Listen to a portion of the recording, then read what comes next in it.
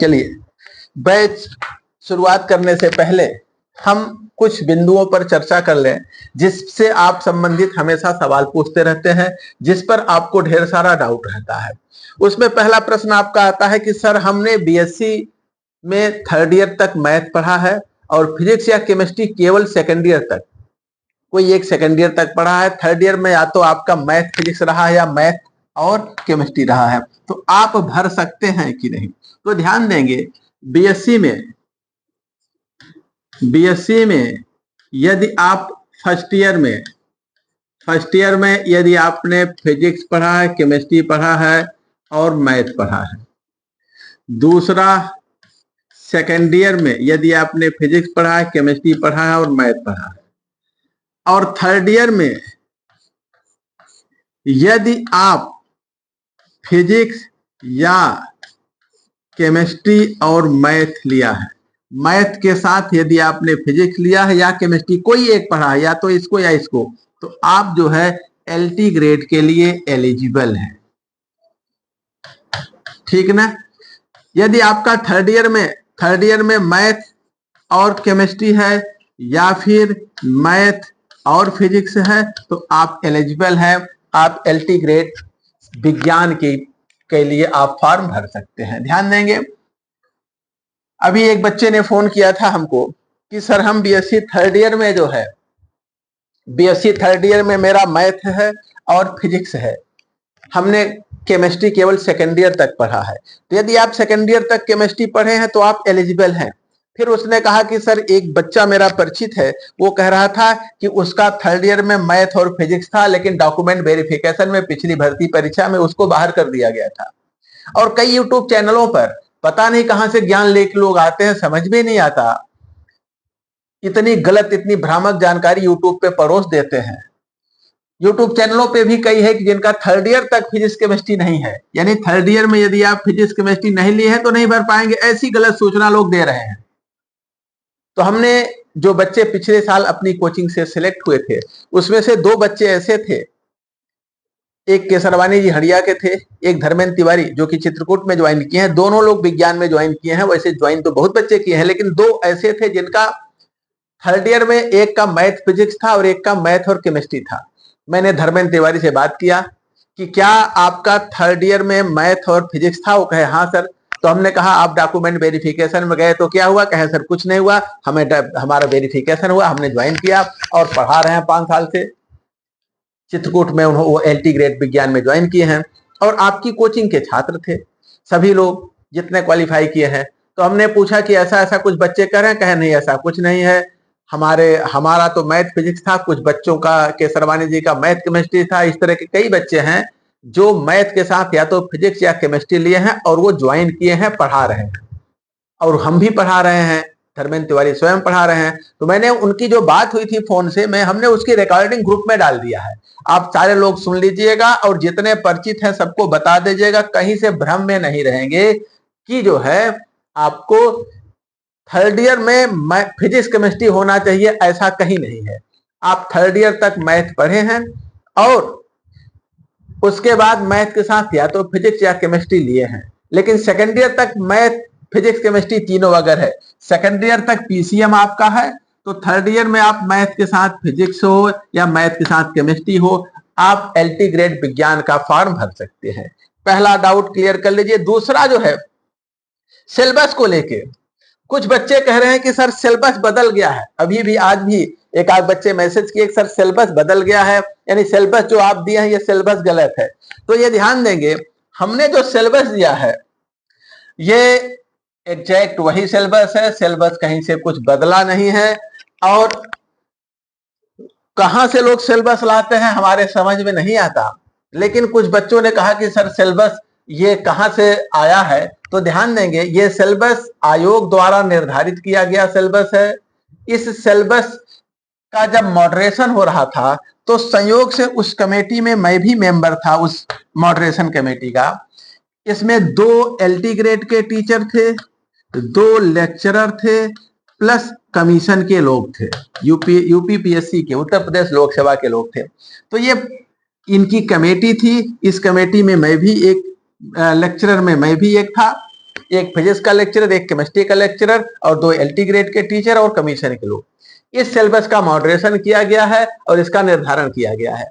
तो अब हमसे ज्यादा लोगों को कहां से जानकारी है मेरे समझ में नहीं आता, कहां से लोग कहते हैं कि ये सिलेबस गलत है मेरे समझ में नहीं आता, लेकिन आप लोगों को कहीं से दिग्भ्रमित नहीं होना है, कहीं से आप डाउट में नहीं रहेंगे। आपका यही सिलेबस है 100%। इसमें देखिए पहला जनरल ऑर्गेनिक केमिस्ट्री से शुरुआत है। इसमें हाइपर कॉन्जुगेशन दिया है, इंडक्टिव इफेक्ट दिया है, रिवेनेंस दिया है, एरोमेटिसिटी और इनके एप्लीकेशन। तो ये जो परिघटनाएं हैं ये सब विभिन्न फिनोमेना हैं, इमेजिनरी काल्पनिक परिघटनाएं हैं ऑर्गेनिक केमिस्ट्री की, जिनके विषय में हमें पढ़ना है और इनका क्या एप्लीकेशन है, क्या अनुप्रयोग है, इसके विषय में जानना है।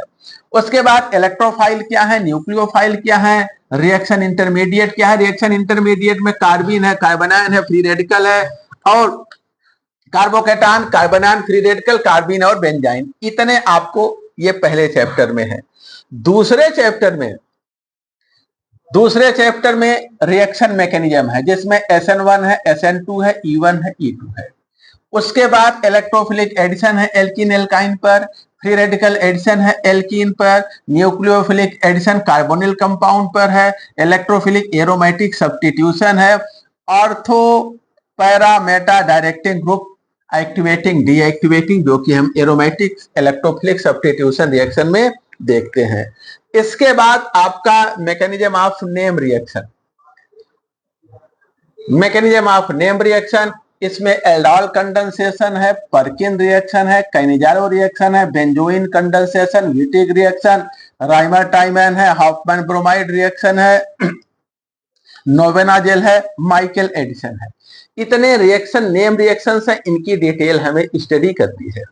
उसके बाद ऑर्गेनिक में अगला जो चैप्टर है वो क्या है, अगला चैप्टर है हाइड्रोकार्बन। इसमें ग्लूकोज और फ्रक्टोज को हमें पढ़ना है, प्लस उनके साथ साथ इनमें mutarotation, formation of osazone, oxidation reduction, इन सब प्रॉपर्टीज को हमें स्पेशली डिस्कस करना है। उसके बाद पांचवा चैप्टर आपका ऑर्गेनिक केमिस्ट्री का है पॉलीमर। इसमें नेचुरल पॉलीमर है starch, cellulose, rubber, silk, synthetic polymer है नाइलॉन, टेरिलीन, पॉलीइथिलीन, PVC और टेफ्लॉन, ये है। फिर अगला चैप्टर आता है आइसोमेरिज्म। आइसोमेरिज्म में स्ट्रक्चरल और स्टीरियो आइसोमेरिज्म आपको पढ़ना है। इसमें ध्यान देंगे, इसमें अगर हम नेम रिएक्शन को छोड़ दें, अगर हम इन रिएक्शंस की डिटेल्ड स्टडी छोड़ दें, ये आपके इंटरमीडिएट के बुक में बहुत डिटेल नहीं मिलेगा। रिएक्शंस मिलेंगे कुछ, लेकिन इनसफिशिएंट होंगी, इंटर की बुक में इनसफिशिएंट होगा, ठीक है। बाकी लगभग सारी चीजें आपकी इंटरमीडिएट के बुक में है, तो एक ये आपको इनसफिशिएंट मिलेगा। दूसरा अगला जो चैप्टर हम लोग देखने चल रहे हैं एब्जॉर्प्शन स्पेक्ट्रोस्कोपी, ये इंटरमीडिएट के सिलेबस में नहीं है। इसमें अल्ट्रावायलेट विजुअल स्पेक्ट्रोस्कोपी पढ़नी है और इसका पूरा थ्योरेटिकल पार्ट पढ़ना है। क्रोमोफोर क्या है, ऑक्सोक्रोम क्या है, बेथोक्रोमिक एंड हिप्सोक्रोमिक शिफ्ट क्या है, effect of conjugation, stability on अच्छा वेवलेंथ ऑफ मैक्सिमम एब्जॉर्बेंस यानी लैम्डा मैक्स, ये देखना है। उसके बाद दूसरा इंफ्रारेड स्पेक्ट्रोस्कोपी देखना है। इसमें एब्जॉर्प्शन फ्रीक्वेंसी है वेरियस विभिन्न फंक्शनल ग्रुप का, और फैक्टर जिसपे जो है फ्रीक्वेंसी मैक्सिमम एब्जॉर्प्शन की डिपेंड करती है, न्यू मैक्स डिपेंड करता है। ये इतना आपका ऑर्गेनिक का सिलेबस है, ठीक है। उसके बाद आता है इनऑर्गेनिक का सिलेबस। इनऑर्गेनिक में देखिए एटॉमिक स्ट्रक्चर पढ़ना है, इसमें बोर का मॉडल है, क्वांटम नंबर पढ़ना है, मॉडर्न एटॉमिक मॉडल पढ़ना है।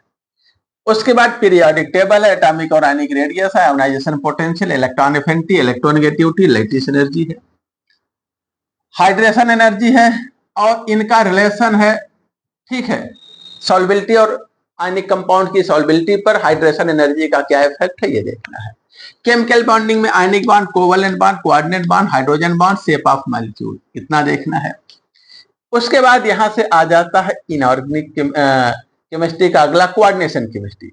कोऑर्डिनेशन केमिस्ट्री में देखिए डी ब्लॉक हमें पढ़ना है, इनके कॉम्प्लेक्सेस का नॉमेनक्लेचर पढ़ना है, लिगेंड्स, मोनोडेंटेट, बाइडेंटेट, पॉलीडेंटेट क्या है, वर्नर की थ्योरी, वैलेंस बॉन्ड थ्योरी पढ़ना है।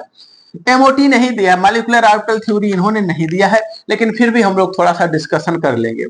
बायोलॉजिकली एक्टिव में कोऑर्डिनेशन कंपाउंड्स में हीमोग्लोबिन है, मायोग्लोबिन है, विटामिन बी12 है, क्लोरोफिल है, इतने पढ़ने हैं। इसके बाद आता है फिजिकल का पार्ट शुरू होता है। फिजिकल में देखिए ऑक्सीडेशन रिडक्शन है, ऑक्सीडेशन रिडक्शन, इसमें ऑक्सीडेशन नंबर है, रिडॉक्स रिएक्शन है, स्टैंडर्ड इलेक्ट्रोड पोटेंशियल है, potential of half cell and its application in organic chemistry, inorganic chemistry. Radioactivity है, रेडियो एक्टिविटी में नेचुरल रेडियो एक्टिविटी है, डीके कांस्टेंट प्रॉपर्टीज, ये सब चीजें, gamma rays, beta rays, half life, ये सब nuclear fission, nuclear fusion है। Chemical kinetics और कैटालिसिस, इसमें मॉलिक्यूलरिटी है, ऑर्डर ऑफ रिएक्शन, इनके example zero first second order, catalytic and enzymatic catalysed reactions हैं।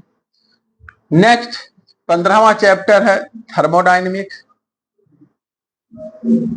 थर्मोडायनेमिक्स है, फर्स्ट और सेकंड लॉ ऑफ थर्मोडायनेमिक्स हमें पढ़ना है, एंथैल्पी है, हीट कैपेसिटी है, ये सारी चीजें हैं। सीपीसीबी में रिलेशन, एक्सटेंसिव इंटेंसिव प्रॉपर्टीज है, केमिकल इक्विलिब्रियम है, केमिकल काइनेटिक्स है, और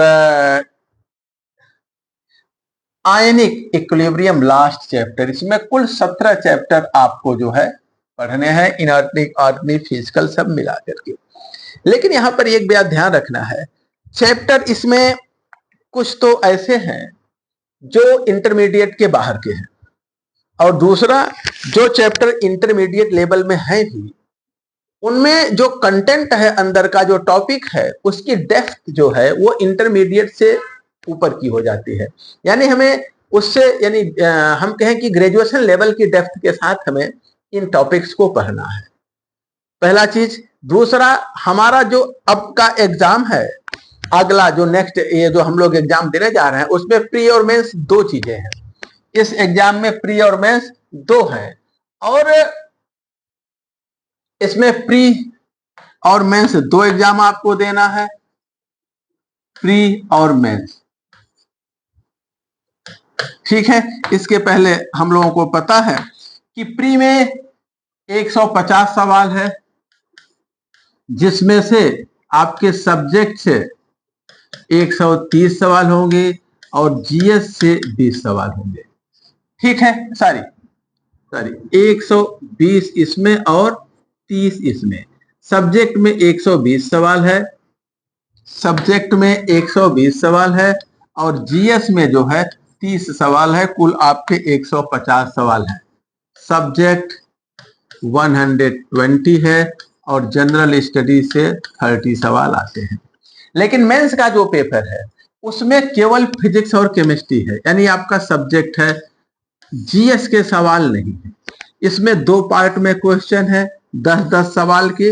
ये जो है शॉर्ट आंसर टाइप क्वेश्चन होंगे, और इनके जो है 180 अंक, सॉरी, इनके कुल 80 अंक होंगे, अर्थात प्रत्येक सवाल 8 नंबर का होगा। और दूसरा लॉन्ग आंसर टाइप है, इनके शब्दों की संख्या निर्धारित है।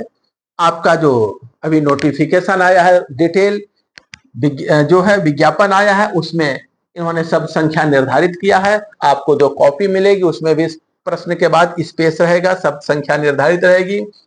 और इसमें प्रत्येक सवाल 12 नंबर का होगा, कुल 120 अंक के होंगे, और टोटल आपकी परीक्षा 200 अंकों की होगी। इसके लिए हमें दो चीजों का ध्यान रखना है।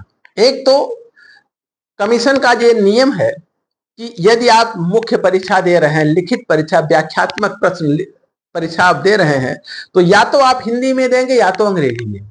आप मिक्स करके नहीं लिखेंगे कि आधी लाइन अंग्रेजी में लिख दिया, आधी लाइन हिंदी में, 4 लाइन अंग्रेजी में लिखा, 4 लाइन हिंदी में, ऐसा नहीं करेंगे। या तो आप हिंदी में लिखेंगे या तो अंग्रेजी में लिखेंगे। लेकिन यदि आप हिंदी में लिखते हैं और जो टेक्निकल टर्म्स हैं जिनका एग्जैक्ट हिंदी नहीं पता है या है तो बहुत क्लिष्ट है, तो आप ऐसे शब्दों को आप क्या करेंगे, ऐसे शब्दों को आप हिंदी में ही लिख देंगे, अंग्रेजी वाले शब्द को ही हिंदी में आप लिख देंगे। जैसे डीलोकलाइजेशन है, इलेक्ट्रॉन का डीलोकलाइजेशन, तो आप कैसे लिखेंगे, इलेक्ट्रॉन का। अब डीलोकलाइजेशन कि क्या हिंदी होगी, नहीं स्पष्ट है, तो हिंदी में इसका डीलोकेलाइजेशन हिंदी में ही लिखेंगे। लोकेलाइजेशन, लोकेलाइजेशन, डीलोकेलाइजेशन आप हिंदी में ही लिखेंगे। और यदि आप चाहें तो हैं तो ब्रैकेट में इसका डीलोकेलाइजेशन भी लिख लीजिए।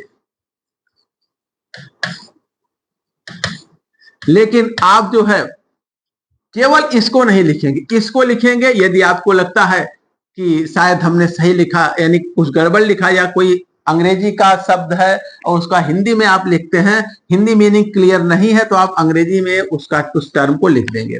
तो आप डीलोकलाइजेशन को ऐसे लिखेंगे, इस प्रकार से नहीं। कैसे लिखेंगे? इस प्रकार से। डीलोकलाइजेशन की हिंदी अगर आप कुछ अपने हिसाब से लिख रहे हैं और पता नहीं सही हिंदी है कि गलत, तो आप ब्रैकेट में उसका अंग्रेजी वर्ड भी लिख दीजिए, ऐसा कर सकते हैं। लेकिन केवल हिंदी में लिखेंगे या अंग्रेजी में मिला के लिखना गलत होगा आपके लिए। एक ये हो गया। दूसरा जो है, शब्द सीमा आपकी बढ़ी हुई है, आपकी राइटिंग बहुत ही इफेक्टिव हो, तगड़ी हो, मेन चीजें हो, अननेसेसरी फालतू की चीजें ना हो। आप जो है बहुत सॉलिड मैटर दीजिए, क्योंकि आपको गागर में सागर भरना है, थोड़े में बहुत ज्यादा लिखना है, तो आपका मैटर जो है वो बहुत इफेक्टिव होना चाहिए। तो इस चीज को ध्यान देते हुए कि आगे जो हिंदी मीडियम के बच्चे हैं उनको बेहतर होता है कि हिंदी में लिखे, इंग्लिश मीडियम के बच्चे के लिए बेहतर होता है कि अंग्रेजी में लिखे, और हम लोग जो कोचिंग में पढ़ते हैं वो बाइलिंगुअल पढ़ते हैं, या तो हिंदी में पढ़ते हैं या अंग्रेजी में पढ़ते हैं, मिक्स करके पढ़ते हैं, मिक्स करके हम लोग ज्यादातर पढ़ते हैं। तो ऐसी स्थिति में जो है आप इसको ध्यान में रखते हुए और बच्चों की मांग पर हमने ये रात्रिकालीन एक हिंदी मीडियम, शुद्ध Hindi medium batch online platform पर लॉन्च किया है। बाकी सुबह एक हिंदी एक इंग्लिश मीडियम का बैच आपको ऑफलाइन ऑनलाइन मिलता ही है। और इसमें जो है इसकी शुरुआत चैप्टर की हम कल से करेंगे। कल पहला चैप्टर शुरू करेंगे आपके सिलेबस का, जो फर्स्ट चैप्टर है ऑर्गेनिक केमिस्ट्री का, और सिलेबस के क्रम में हम पढ़ाते चलेंगे। दूसरा बात, जो हम मैटर देंगे वो आपको डिस्क्रिप्टिव व्याख्यात्मक देंगे।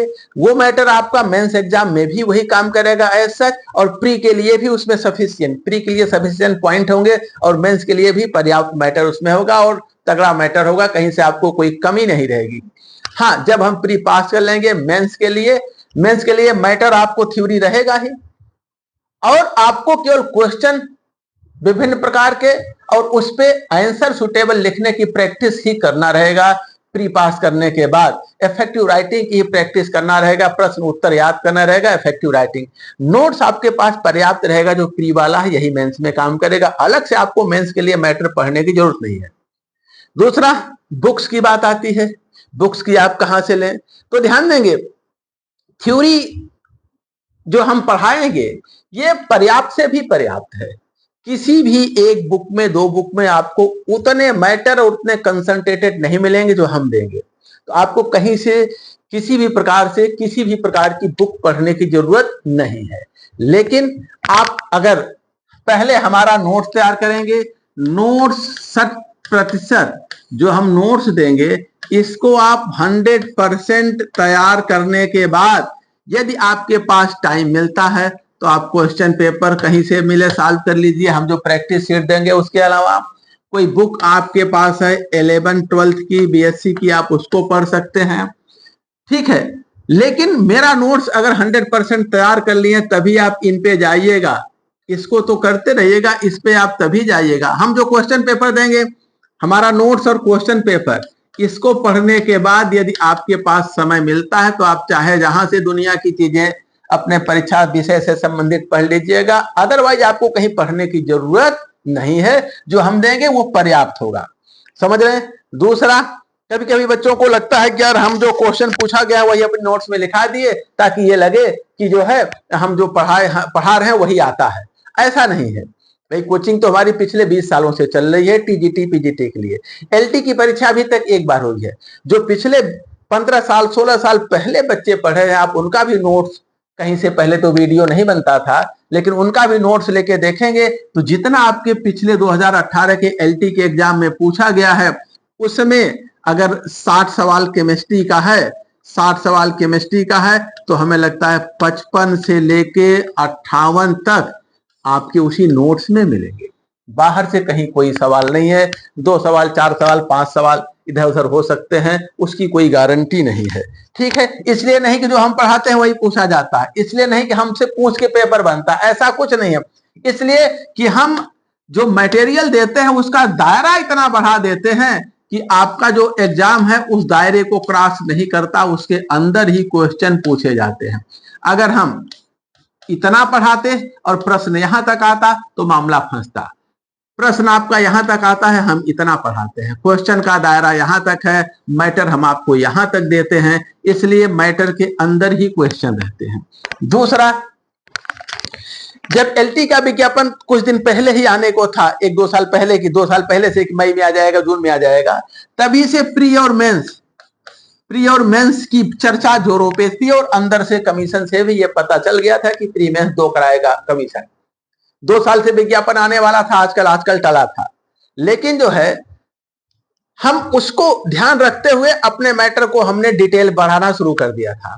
तो कई लोग ऐसा कहते थे बच्चों को भ्रमित करने के लिए या अपनी मेरिट बनाने के लिए कि ये तो पूरा पुथन्ना लिखाते हैं, पूरा लिखा देते हैं, छपवा देते हैं, ऐसे थोड़ी पढ़ाया जाता है। शॉर्ट में बच्चों को पढ़ाना चाहिए। बच्चे को आप 1 महीने में 1 चैप्टर खत्म कराएंगे तो कैसे बच्चा पढ़ेगा। लेकिन जिस चीज को लोग मेरा ड्रॉबैक बताते थे वही आज मेरी मेरिट बन गया है, क्योंकि मेंस एग्जाम होना तय हो गया है, अब विज्ञप्ति में भी आ गया है, अब उसको बदला नहीं जा सकता प्रारूप को। लेक्चरर का 2020 से ही, जब 2020-21 में लेक्चरर की परीक्षा हुई थी तब से लिखित परीक्षा मुख्य हो गया है। एलटी अब से हो गया।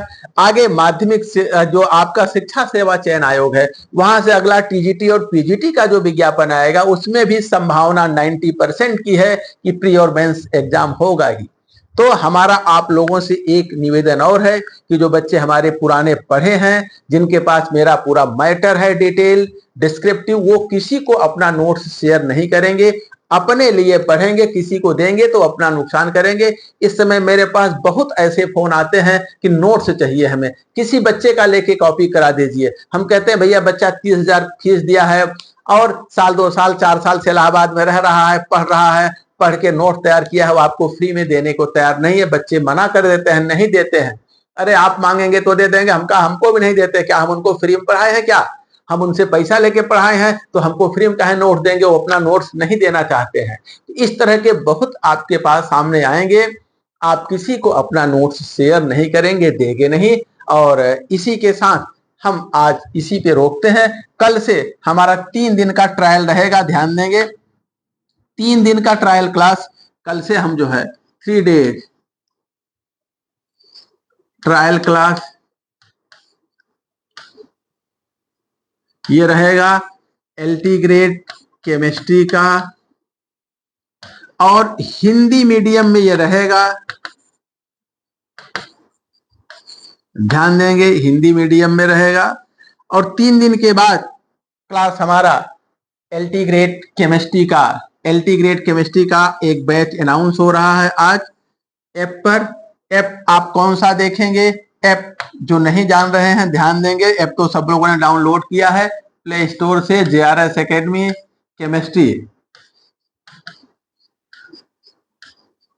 केमिस्ट्री ये प्ले स्टोर से ऐप डाउनलोड करके इसमें लॉगिन कर लीजिए। और आपको जो बैच ज्वाइन करने के लिए ऐप पर एलटी ग्रेड, एलटी रसायन विज्ञान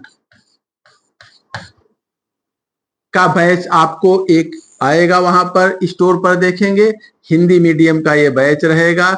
इसको आप लोग सीधे यहीं से ऐप से ही परचेस कर लेंगे, बैच में जुड़ जाएंगे। ठीक है ना? इसी के साथ बंद करते हैं। कल हम पहला बैच अपना पहली क्लास स्टार्ट करेंगे 8:30 से 9 के बीच में, ज्यादा प्रोबेबिलिटी है 8:45 बजे से। ठीक है, धन्यवाद सभी को। अपनी तैयारी एकदम लगे रहिए, जी जान से पढ़ाई करते रहिए।